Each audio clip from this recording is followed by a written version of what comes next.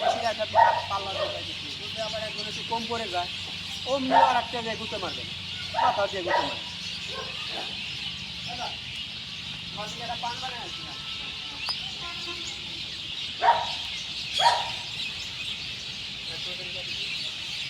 ভালো থাকবেন।